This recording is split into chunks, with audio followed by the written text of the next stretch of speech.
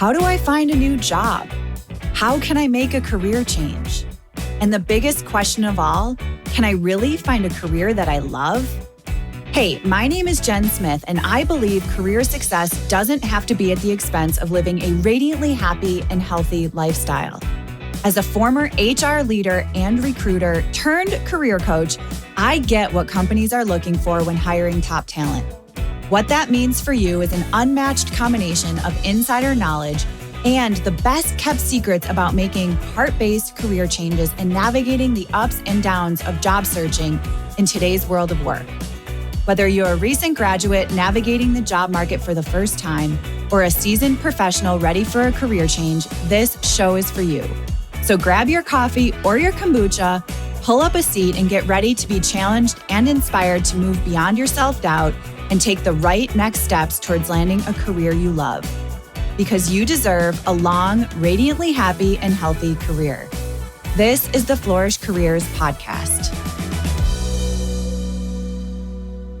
Hello, and welcome back to the Flourish Careers Podcast. I'm Jen Smith, your host, and today I'm thrilled to be here for another installment of Flourishing Together, a monthly segment dedicated to curated conversations with industry insiders sharing wisdom and strategies for improving your work and well-being. Today, I am delighted to introduce you to Sabine Gedeon. Sabine is the founder of She Leads Network and host of the top-rated podcast, She Leads Now, which is focused on women in leadership and business. With nearly 20 years of experience centered around helping others advance in their professional and personal environments, Sabine has helped clients in startups and Fortune 500 companies grow and develop by breaking through their own mental limits and evaluating their confidence, influence, and impact as leaders and change agents. Her message of growth and transformation is amplified through her book, Transformed: The Journey to Becoming, which is a personal story of triumph and courage. I first met Sabine as part of an HR leadership collective, and from our initial connection, her heart-based and intentional mindset and energy are so refreshing and contagious. And you know when you meet someone and they literally shine? That is how I felt when I first met Sabine, and I still feel that way to this moment. She is a wealth of knowledge and shares tons of helpful resources. I actually was just telling her that I listened to a webinar that she facilitated. And my friends, she shared at least 5, probably 10 tools with the audience that we could all use today. So I am delighted to have her here with us today to discuss a topic that I know so many heart-based professionals struggle with, which is negotiation. It's kind of like the word networking that literally makes people cringe with fear and anxiety. So I am so thrilled to break this down with you today and learn from Sabine. So Sabine, welcome to the show. Thank you, Jen. Thank you so much for that introduction. I am excited to be here and excited to share with your audience. Excellent. Well, let's just get right to it. So you talk about this concept of empowered negotiations, and I love these two words together. So can you just share a little bit more about what this means and why it's essential from your perspective when it comes to career advancement? Absolutely. So the way that you describe negotiations, right? You're absolutely right. People associate with it with networking. People cringe. People are like, oh my gosh, all of this fear, all of this anxiety comes up. And so from the perspective of empowered negotiations, it's really starting with a mindset. You know, what are negotiations? What meaning have we attached to it? If we attach negotiations to a conversation that's going to be hard, a conversation that's going to be not win-win, or a conversation that's going to leave us feeling bad, then naturally we're going to have anxiety, we're going to have worry, we're going to have fear, we're even going to build up resentment before we even have that conversation. So thinking about it from the perspective of, you know, if you want to flip empowered for win-win, right? You're having a win-win conversation. And that conversation starts in your mind way before you actually have that conversation, whether it's your manager, your hubby, your kid, whoever it is that you're negotiating with.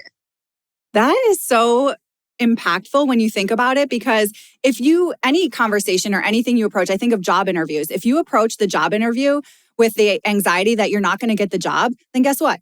You're not going to get the job. Same thing with negotiation. If you approach it with the mindset, that it's not going to work, or you're super anxious, or you have this fear-based mentality when going into it, then that's the outcome that you're going to have. And so I love the fact that you think about it as a win-win. To me, it's all about finding that value, showing respect, and having fairness in the process. So it's not about winning at the other party's expense. It's really about this mutual beneficial solution to whatever you're discussing or you're talking about.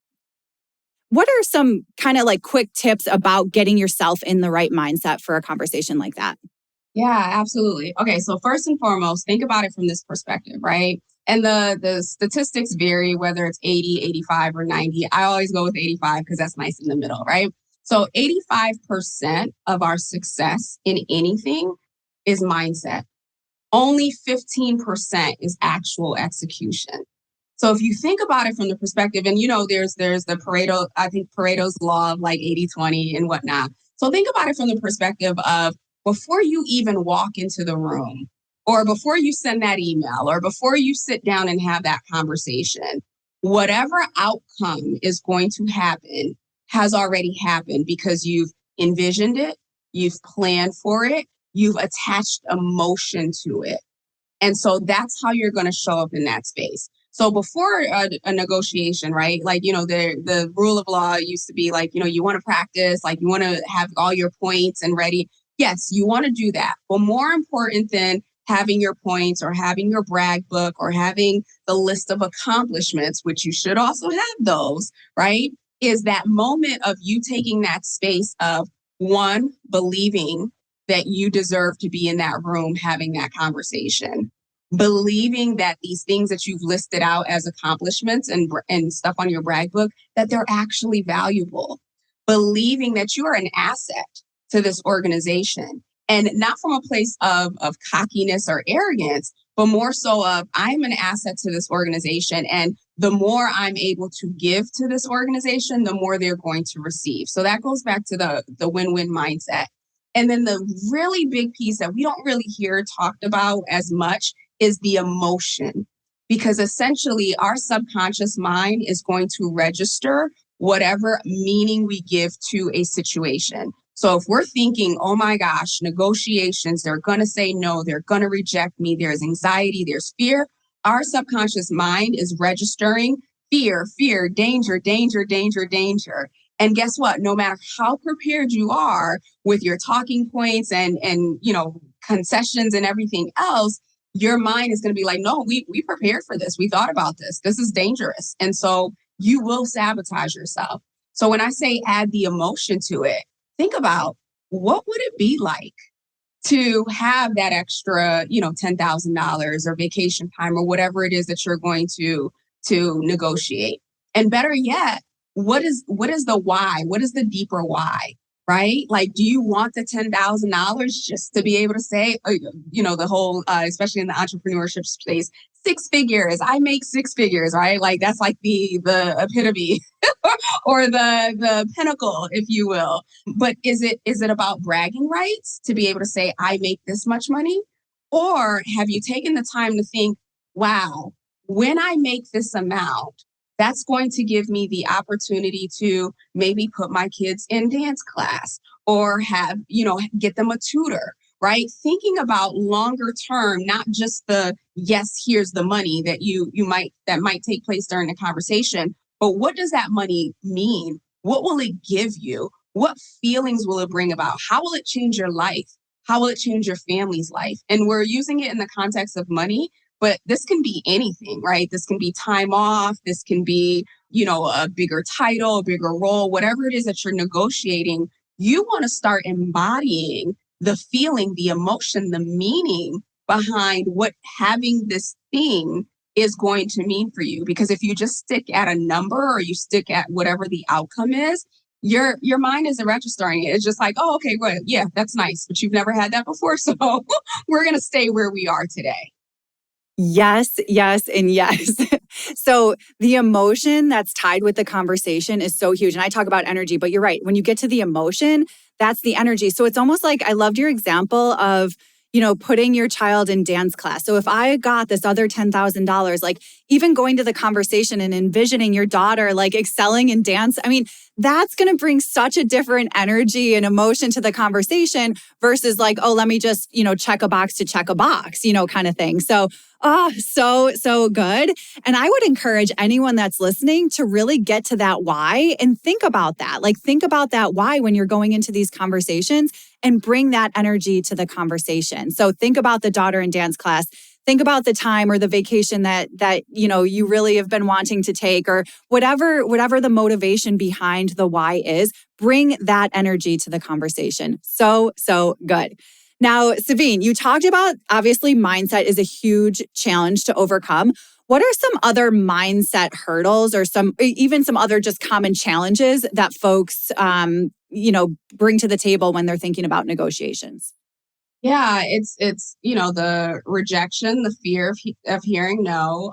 For women especially, there's always this, or not always, but there's often this belief that I'm going to be treated differently if I ask, or I'm going to be seen differently, or I'm going to be seen as needy, right? Whatever perception we're projecting onto the person that we're having the conversation with, this belief that, the underlying belief that I'm not worthy and I'm not enough, right? That's playing in the background. And then more importantly, too, even going into the negotiations as you're thinking about mindset, sometimes what has happened in the past and why people have this visceral reaction to doing it again is the last times, and this is not always, but the last time they asked for negotiations, maybe they got it. And then because they felt so unworthy, they had to overprove themselves, right? And so that looked like overworking, overburdening, like having to, really get to the place of burnout. And so there's a fear and there's a resistance of asking for more, because the thought process is, well, last time I asked for more, I got it. And I got a whole bunch of work, or I got a whole bunch of responsibility with it. So it's really up to you, or, the audience who's listening. What I challenge you is, again, do the logical stuff, right? What do the numbers have to look like? What does the package have to look like? But then really do that self inspection to say, okay, have I negotiated before? And not only what was the outcome, but how did I feel about that last negotiation? Did I feel like I came out on top, or at least got what I wanted? Or did I feel slighted? Did I feel like there was a lot of concessions? And if I got it, did I feel overwhelmed and overburdened and find myself asking, like, why did I ask in the first place? Wow, that is very powerful. And it's a perspective that I actually have never thought about. That feeling of having to prove yourself once you get more money or whatever it is that you're negotiating. Whew, that is a lot. That is a lot of pressure. And just to add on to that, I think a lot of times, especially working in the self-employment space or portfolio career or having multiple streams of income, I talked with a lot of folks about like time versus money. And so when you're paid for your time, because you're an expert, if it takes you 15 minutes to complete something because you're an expert, you still need to get paid for your value, not just your time of actually doing that, whatever the initiative is. And so there's kind of like two different perspectives, from that point. But I've never thought about it from like having to like burn yourself out in order to prove your value for a higher salary. So I really, really appreciate you bringing that perspective to the table. And I always think too, money in general and just benefits in general is so hard for so many people just to talk about. And I feel like it's especially like taboo when it comes to money in work. But I always tell people, like, nobody works for free. Like, that's not how this world works. Like, it's an exchange. Like, you're exchanging your brain power, your value, what you bring to the table in order to take the vacations and put your kid in dance class, So it's like, sometimes like that perspective, if there is a common like obstacle around that, is like thinking of it as that exchange. And then the other thing that I wanted to mention here is, if you don't ask, the answer is always going to be no. So that's the other thing. We talk a lot in my community about, shooting your shot. And a lot of times I think, from a negotiation perspective, when it comes to a job salary negotiation, that people think that the offer is going to get rescinded if they ask for more or whatever that package looks like for them. And I will tell you, in my 20 years of human resources, I have never seen an offer rescinded for somebody negotiating. I don't know if you have, Sabine, but probably not, right? Never. And so here we have collectively 40 years of HR experience across multiple different industries and organizations. And we've never seen an offer get rescinded for negotiation. So just food for thought. Yeah. And the thing is, I the first 10 years were in recruiting. And so it's an expectation. Like, we know going in to the conversation that, whatever the number is put out, and in rare cases, is it the top of the band, right? So, and of course, if you've done your research, that whatever the first offer is, that's not the best. And there is room for that negotiation. So even just having that locked into your mindset that, okay, this is what they've offered me, and this is the first offer, right? Not solidifying it as this is the best offer that they're giving me. No. This is just the first offer, and this is where we're opening the conversation. And having that intention and that mindset going into whatever it is that you're negotiating for. This is the first offer is such a smart way to think about a salary negotiation with an employer. Absolutely 100%. And then to add on to that, so I've also worked in recruiting. So friends, you are talking with two recruiters that have done this on the inside. So the other piece that I like to think about, or I like to help folks think about, is the recruiter wants you to fill this job. Like they are on your side, right? So think about that too. When you go into the conversation, like you're going to make their job easier by filling the role, by saying yes to the offer. And they're going to work with you in order to get the offer to a place where you are going to fill that job. So just another kind of insider, I think idea when it comes to negotiation. Like, they don't want to go back to the drawing board. They don't want to keep that job open for another 30 days, to find another person. They want you in the job, and they will work with you to get you into that job. So two, I think, really cool points there. Yeah. And if it's a contract recruiter, like an external recruiter, they're even more incentivized to help you land whatever that salary or that package is, because that's a direct reflection back on their compensation. Yeah, they get paid big bucks for placing people into organizations if you're working with an agency or a headhunter. Absolutely. So previously you had mentioned something that really stuck out to me around, and it's kind of around confidence, but you mentioned, like, you don't have to be cocky when you go into these conversations. And to me, the humble confidence is so critical when you're going into a conversation like this. So can you talk to us a little bit about confidence and how that plays into successful negotiations? Absolutely. So I listened to your episode on, I think it's courageous confidence, right? And how you gave the example of, it's these baby steps that lead you to this place. And so I'll bring in mindset again, because I feel like that's part of it. So our subconscious mind, like this is going to show how old we are, but it's like a Rolodex, right? So it is keeping track, or think about it as a camera, like back in the day, the disposable cameras, right? So every experience that you're having, right, it's taking a picture of it. So our mind remembers, or our mind holds on to two things: the pictures, the images, and the words that we say, that we speak, and that we tell ourselves, right? And so in the sense of the confidence, if you've had a bad experience in the past, that's what your mind is going to draw up in this new experience. Even if it was like 15, 20 years ago, it's going to be like, remember when we tried this? This is what we had, right? Or if you're bringing up anxiety or worry or from hearing no.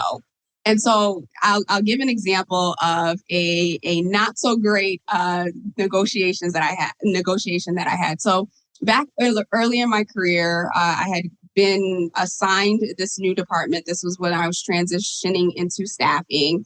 And within 3 months of being there, they decided that they were going to promote me, right? And I'm using air quotes for those of you who can't see. However, the promotion wasn't going to come with a salary increase because according to them, I was already making, I was already at the top of the band, which I really wasn't. I had access to the information, so I knew I wasn't. So young, naive, eager beaver me, I go on salary.com, pay scale, Glassdoor, and I'm like, oh, okay, I would be closer to the 90th. This is clearly before I had a negotiation class. Uh, so I go in like early one morning because I knew my manager at the time used to get in early. And I knock on his door, with my paperwork ready to talk about the research that I had done. And I was just like, hey, you got a minute? And so he's just like, yeah, come on in. And I was like, okay, well, I thought about the offer that you gave me. And according to PayScale and Glassdoor and whatever else I had looked it up, I should be actually here. Right. And so again, it's 7:30 in the morning, y'all. Like this man was not trying to have a conversation with me about compensation. And he surely wasn't trying to have a conversation with me about whatever data I had grabbed off of the internet randomly. And so he was just like, okay, Sabine, we're not having this conversation right now. And politely asked me to leave his office. I don't remember the words, but I know I walked out with my tail between my legs. And so, some time went on. And then later in the day, he was just like, look, I understand that, you want to have this conversation, but that's not the way to do it. That's not the approach. And now I'm sharing that example as, I had a whole bunch of confidence there. I was confident in my statistics and in my research. But what that did, though, because I got shut down in the manner that I did, it closed me down for a good 5, maybe 7 years. Whereas that experience, I mean, he wasn't rude, he wasn't mean, but he obviously told his manager, and there were other people in the department who had found out or who had known about my negotiation conversation. And so there was a level of embarrassment. There was a level of like shame attached to it. Like, what was I thinking? What was I doing? And so it took years before I had built my confidence up again to ask for a raise. And so the next time around, which was probably 7 or 8 years later, we were going through a downtime in the economy. Well, it was during the recession, actually. Well, the last one. 2008. The last big one. Yeah. And they had decided that they weren't going to give raises. They weren't going to give bonuses out just because of cost-cutting measures. Like the department had pretty much been cut by 50% at that point. And I was just like, okay, you know what? If I don't get a raise, I will be behind. I was already behind the market. I wasn't even at the 50th percentile at that stage. And so I stepped in and I said, okay, what have I seen work from other candidates that I've interviewed? What have I seen work through conversations that I've had with both candidates and hiring managers? Now I had a little bit of experience under my belt. Now I'd seen a couple other people fumble as well as a couple other people do it successfully. And I had been on the side of having those conversations. So the next time around when I went in, I had in a whole executive summary. I did a complete SWOT analysis of, these are the barriers, these are the challenges. If I am not moved up, like this is where, this is the trajectory. Of course, I had all of the contributions that I had made in the organization. I scheduled it as a one-on-one with my manager, and we had a conversation as two adults. And so what ended up happening is they ended up giving me they gave me a raise, and I was actually the only person in the department that got a raise because I had made such a compelling case.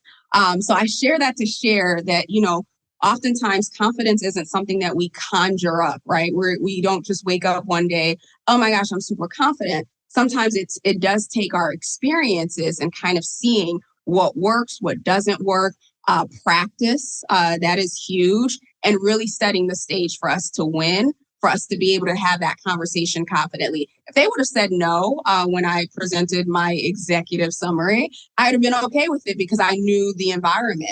But the fact that they came back and they said yes, I do believe that had a lot to do with not just what I presented, but how I had presented myself. 100%. And thank you so much for sharing that story. It painted such a strong picture, I think, for kind of the do's and don'ts and the element of confidence versus cocky versus humility versus respect and entitlement and all of those things. And I just really appreciate you kind of sharing those back to back too, just to hear the difference in those stories. And like the fact that, even just scheduling a meeting and not surprising your boss at 7:30 in the morning when he barely has had a sip of coffee can make a big difference. So it makes a big difference. And not only doing your external research, but your internal research and showcasing what you've done to bring about an increase. And those are the conversations that I always appreciated as a manager when a team member came to the table and communicated their value. And it was a discussion. It wasn't this ultimatum, or it wasn't like, oh, just because this person's getting paid this, I need to get paid this. It was this element of confidence with humility and general respect for opening the door to a conversation. And congratulations to you for succeeding in that in a tough economy or in a recession. Just the fact that you did it the right way, I think showed your boss that you were ready for that promotion and that next level and that salary increase. So great story. Thank you for sharing. The next question I have for you is about practical, tips that you have or practical strategies that you have for our listeners to prepare for negotiations to really increase their chances of success. And I think we've talked about a couple of them here, but maybe any other ideas that you want to share? Yeah, so I'll give it from two perspectives, right? Because there's the negotiations that happen when you are transitioning into a new job, a new company, and you're starting fresh, right? And then there's a transition that happened. Let's say you're getting a promotion, or you get a new team member added, or more responsibilities, or what I like to call DOTS, development opportunities that suck, or when you're voluntold that you're going to be doing something. So those two conversations happen a lot differently, and the way that you prepare for those are a lot different. From the perspective of someone being in-house, if you are at a space where you are, where you're feeling like you're ready to move to the next level, or perhaps you've gotten voluntold or added some staff or added some responsibilities, and you're thinking to yourself, you know what, this additional responsibility warrants a conversation, right? Think about it from that perspective first. This additional responsibility warrants a conversation. And so at that point, I've mentioned the brag book. People call it different things, right? So this is where you are keeping a notebook, a journal, whatever it is, of all of the projects that you've worked on. Having worked in corporate, it's that annual performance, right? And at the time, they're like, oh, yeah, it's time for you to do your annual performance review. And most people are like, I don't know what I did all year. Like, I showed up. I worked on that. So this helps you. It does two things. It helps you build up your confidence throughout the year of all the projects and all the value that you've been able to add. And it allows you to go back and look at, okay, wow, when I worked on this project or when I was on this team, the result of it was that, we saved X amount of dollars, or that we were able to produce more, or we saved a client, whatever it is, right? Thinking about it from that perspective. So keeping your brag book first and foremost, every project that you work on, whether you think it's the biggest thing or it's the smallest thing, building up that repeated memory bank, if you will, in your subconscious mind of all your wins. Secondly, before going into the conversation, right, it's, again, we talked about all of the visualization, all of the getting into the mindset of, all right, this is just the conversation, and also this is the value that it's going to bring. Think about what it is that your boss needs at this point, right? Because that's huge. Sometimes, we're human beings, right? We can get so caught up on the with them, what's in it for me, that this is the opportunity for you to look at it like, what is in it for them? Right? When I sit down and I have this conversation with this individual, how can I position this so that they see the benefit to them, the benefit to their, the department, the team, the function, whatever that is. And thinking about it from that perspective and really doing the work. Like, it's not just, oh, well, he gets to keep me for another year. It has to be, what is the value to him? Does he get to go home early And, because you've now been promoted and he can now see his kids' baseball games or whatever the case may be? Or does he get to look good, or he or she, I should say, get to look good because now we're working on something that has been a priority for the organization that, we haven't had capacity. So put yourself in your manager, whoever you're having that conversation with, put yourself in their shoes and how will they benefit? How will they really benefit? And then look at it from the perspective of a little bit long term, right? So yes, it may be a matter of this next position or this next role or this next opportunity, but long game, how does it benefit the organization? And the reason why I'm saying that is because, most organizations, especially these days, they're having real hard time retaining their talent. And so you want to position this as not just I want money now, but in being able to move into this new role or being able to take on this additional responsibility, it'll help me grow X number of skills that'll allow me to leverage it, in the future roles. So you're painting a longer term picture for your audience that isn't just about whatever it is that you're asking for in this particular moment.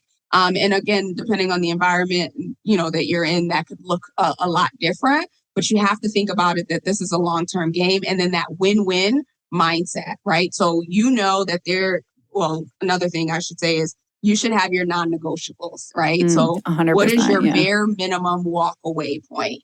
Do the research, find out what the salary band, the salary range is, pull up your employee handbook, look at the benefits that are available that maybe you weren't aware of or opportunities that are available. Do your research on what is my dream package, right? And then get real with what are my non-negotiables. And then the last thing I'll say on that, there's this formula where, especially if you're doing salary negotiations, you want to do the math basically, right? 50% of your needs, your household, your groceries, the things that you need to survive, 30% in terms of 30% long-term savings. What are some of the long-term benefits that you want to have? And then 20% for your short-term. So literally, make sure the math is mathing, as the young kids say, and making sure that, coming out of this is my formula and this is what I need to be able to live a comfortable, healthy life. Well-being is huge for us right now. So making sure that, if you do have to concede or if you have to compromise, that you're not going to compromise on anything that would put you in a bad situation financially or even place you in an emotional state where you become resentful because you can't live life the way that you want to. Yeah, exactly. It's all about knowing your numbers. And I talk to folks about their core and lifestyle values. And it's really about that self-reflection and knowing what you need in order to be happy and live a radiantly healthy life and career. But can we just go back to DOTS for a second? I have never heard this acronym. So clearly this is a Sabine brainchild, I'm guessing.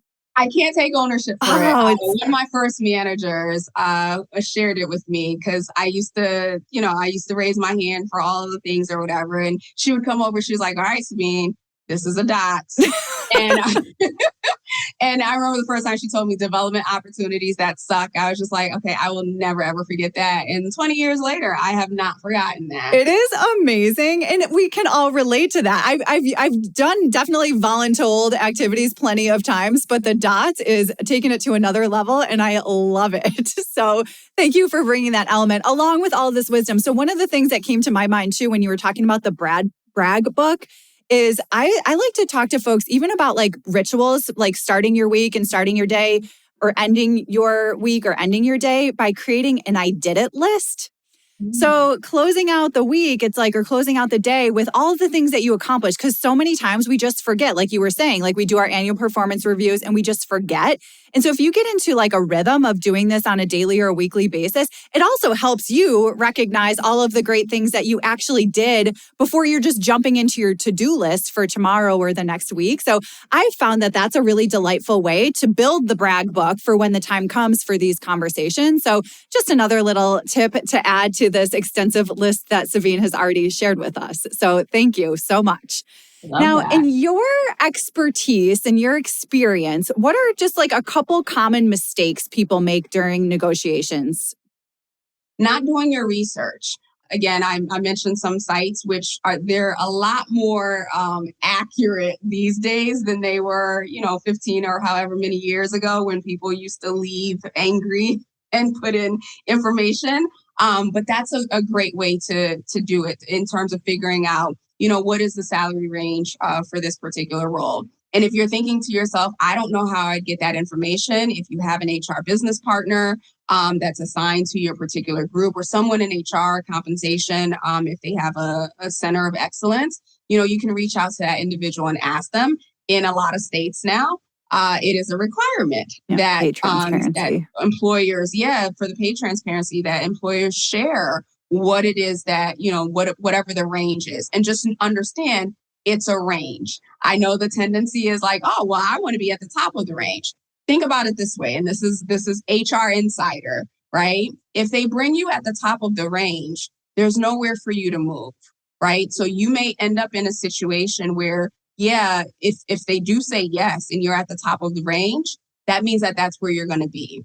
And if you get any additional compensation, it's going to be in the form of maybe a one-time bonus or, a standard bonus. And we know that the bonuses get charged or get taxed at 40%, right? So think about it from the perspective of, all right, if I really push to get to this top, I'm at the top. Where is there to go for me? What is the next step? And so think about it from that perspective. If you have room to grow, especially if you're looking for a promotion or you're even transitioning into a new company, think about it from the perspective of whatever the next role is, you want 70%, you want to have 70% of the skill and 30% room for you to learn and for you to grow. So if you think about it from that perspective, right? Because if you go into a role that you have 100% of the skill set, you're going to be bored in less than 6 months and you're going to hate your decision to transition, either internally or externally. So look at roles that give you an opportunity to come in, hit the ground running, hit some low-hanging fruit, but also give you an opportunity to grow and learn. And then look at it from the perspective of the salary band too. Okay, if I have, some room to grow, I want to keep about 25, 30% of this compensation available so that as I continue to grow and develop my skill, that information or that opportunity is there for me. Schedule your conversation. Two things that really I want to point out here is one, the pay transparency laws. So if you are a listener and you're in a state that doesn't require pay transparency, use the other states. Use those as a tool for you. And usually, at least it's probably changing now with a lot of remote work, but geography is something that folks usually take into consideration with pay ranges. So maybe you could find a city or a state that's similar to the geography that you're in and be able to use that in your own, in your own research when you're preparing for these conversations. And the second point that I have to point out here is find somebody to help you. There are people out there that will help you with these conversations. So don't be afraid to ask for help. I think that can be really impactful when it comes to salary conversations. So thank you so much for sharing those common mistakes and stories and how to avoid them. So as we wrap up, I wanted to just ask you, so one of the things that I always like to ask folks is for a flourishing favorite. So a book or a podcast or a resource that had a really significant impact on you and your career. If it's related to negotiations, great. If not, that's okay too. Yeah, absolutely. And something you said that sparked something for me. When it comes to salary, it's the compensable factors. And I'm trying to remember all 5, right? Like what the compensable factors are that determine, what the range is going to be. And I know it's education, it's your years of experience, it's any certifications that you have, it is your geographic location. And I can never remember what the 5th one is. But just know that, it's not some random number that's pulled out, that there are these 5 core, and you probably could Google it at this point. It might be internal equity too. I know they take a picture of internal equity and where everybody is within the range. Yeah. Thank you. So, yes, thank you for that. So I'm holding this up for those of you who can't see. So I actually have 2 tools. One book is called Ask for More. 10 Questions to Negotiate Anything by Alexandra Carter. And so she is like, I think she's like a Stanford law professor. She's done really, really high stakes negotiations. But what I love about the book is she brings it to like the very, very practical every day. And the focus is oftentimes we will lowball ourselves, right? We don't need the organization or anything else to lowball, but we lowball ourselves. And so she gives it in the sense of, looking at it, like I mentioned before, long-term, bigger picture. What are you asking for? Why are you asking? And what is the meaning behind it? So that's a book, and it's also on Audible if you want to listen to that. And then a cool tool, because I am big on, if you're anything like me and you always have a bunch of tabs up, and you're constantly, I can't shut down the computer because I have all these tabs up. There's a call it time management productivity tool called Toby, Toby. It's a Google Chrome plugin. I understand that for many of you, if you're, in your traditional corporate environments, you're not using Google Chrome. But if obviously, if you're using it at home, basically it's free. And what it does is, let's say you have a whole bunch of tabs up. Like right now, I have a tab that is dedicated to like all of my podcast stuff. And usually I don't like to close that down unless the computer forces me to. Well, with Toby, it's registering, it's keeping all of these tabs up. And so you can create like a little, call it like instead of bookmarks, right? It's just a section where once you shut down Toby, it's saved all of these sites. And so in the morning, if you have like groupings of sites or sites that you go to, you just go into Toby, you click, and all of the browsers will open up. And then you can shut down all the browsers without having to worry about, oh my gosh, where did I save this in my bookmarks? Or I'm going to lose, what page specifically I was on. So that's Toby, Toby. Fabulous. I cannot wait to check it out. I feel like Sabine is like the guru when it comes to cool tools, because every time I hear her, she's got another cool tool. So I cannot wait to check that out, and definitely the book for sure. And I'll put links to those in the show notes for everybody. So thank you so much for sharing. And lastly, my friend, where can people find you? I have a feeling people are going to want to reach out and connect. So where would you like to direct folks? Yeah, absolutely. So my hangout spot is LinkedIn. Nice. I've been saying that, and every time I say there's a little part of me that's like, oh, you're old. But my hangout spot is LinkedIn. It's not TikTok or IG or what's the new one? What? Threads? Threads. Yeah. No, we're not doing that. Or you can reach out to me via my website at SabineGedeon.com. And I actually have a site with some gifts and some giveaways for your audience. So if you go to SabineGedeon.com/she leads, SHELEADS, you can grab some goodies, a couple downloads, access to my podcast, and just connect with me that way.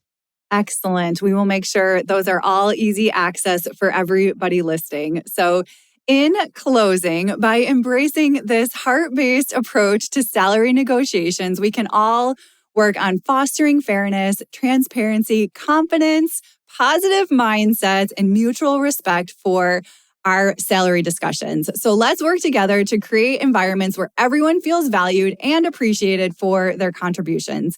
Sabine, thank you so much for sharing all of this wisdom with us today. It was such a delight to talk with you.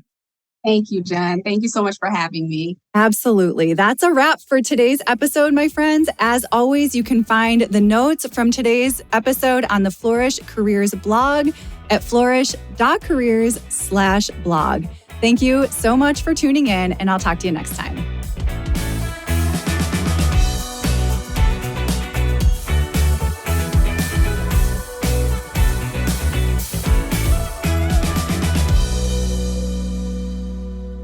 The first time I ever met you, I just you were like this light in my world.